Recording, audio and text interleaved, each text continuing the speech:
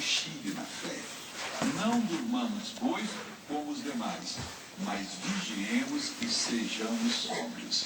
Dormir significa a pessoa ficar naquela letargia espiritual, em que ela começa a gostar das piadas sujas, assistir às coisas que não prestam, participar das obras erradas. Não vamos dormir, mas vamos fazer o quê? Vamos vigiar. Tomar conta da nossa posição. Nós somos de Deus. O maior presente que uma pessoa podia ganhar é o presente de ser aceito na família de Deus, de se tornar filho dessa família bendita.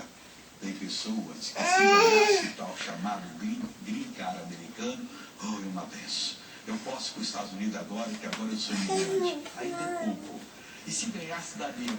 Graças a Deus. Mas isso não é nada, meu. Coitadinha do cidadão americano em relação ao cidadão do Reino dos Céus. Ou cidadão de qualquer país. Eu estou lutando, meu avô era italiano, minha avó era portuguesa, eu tenho que ter o passaporte da comunidade europeia. É bom, pode ajudar alguma coisinha, mas o passaporte do Reino dos Céus.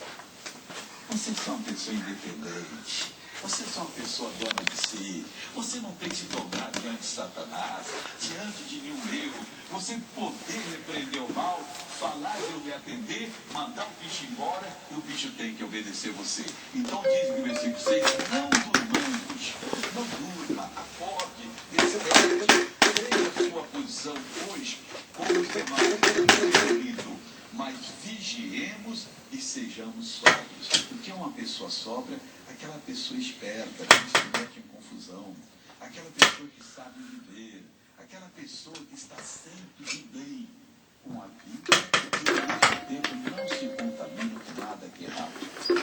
É esse o recado que Deus está dando para nós. Seja essa pessoa e Deus será sempre com você. Deixa eu fazer uma oração agora. Curta a cabeça e fecha os olhos.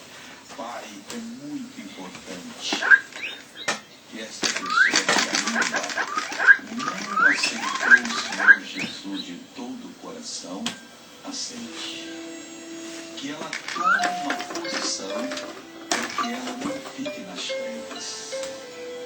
Ela não seja, ó Deus, contaminada pelas forças do mal. Contaminada. E essa que está, ó Deus, entre a noite e o dia, está na divisão. A luz brilhou para ela, as portas dos céus foram abertas, mas Deus, ela ainda gosta, ela ainda sente desejo do cheiro do cigarro, da bebida. Oh, meu Deus, das histórias sujas. Pai, livra essa pessoa. Pai, ajude essa pessoa a tomar a decisão.